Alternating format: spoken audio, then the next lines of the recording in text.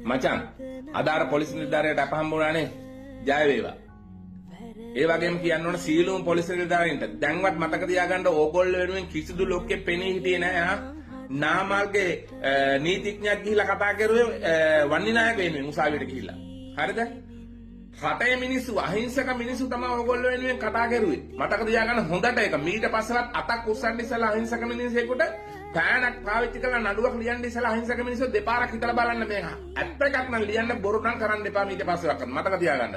සාධාරණේ කරන්න අහිංසක මිනිස්සු මින් පස්සෙවත්. ඒ වගේම තමයි මචං කියන්න ඕන එතන හිටියා බං එස්.අයි මහත්තයෙක්. හරිද? ඒ එස්.අයි මහත්තයා කෙරුවේ අර නීතිඥයව අල්ලගත්ත නීතිඥ පුළුවන් තරම් පරසෝතෙන් බැන්න වැදුනා මේ කොස්තාපල්ට. ඒ පොලිස් නිලධාරියා වෙනුවත් බලන්න ඕනවල CCTV බලලා හිටන් මොකක් කර පරිසරයක් කරන්න ඕන. කවුද ඒ පොලිස් නිලධාරියා කියන්නේ? ඇයි එහෙම කෙරුවේ කියලා. එයා නිකමටවත් උත්සාහ කරුවේ නැහැ මේක සමතකටපත් කරන්න ඉතින්. හරිද? ඒ වගේම තමයි කියන්න ඕන මචං. ඔතන දේශපාලනේ තියෙනවා. කොහොමද දන්නවද එහෙම වෙලා තියෙන්නේ?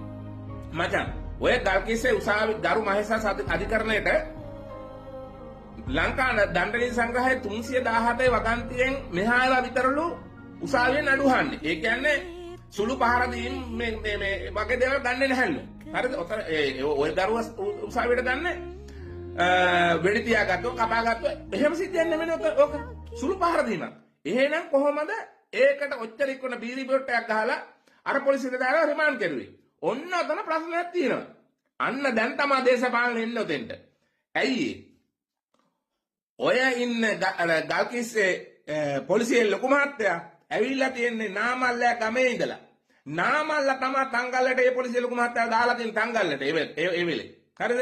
ඊට පස්සේ එහෙ ඉඳන් තමයි යා ගල්කිස්සට ඇවිල්ලා තියෙන්නේ. දැක්කා නේද? ගරු විජේපාල මැතිතුමනි. ඔයාලා හොඳයි දැන්. පොලිසිය රට ගහන්නේ නැහැ කියලා අපි දන්නවා.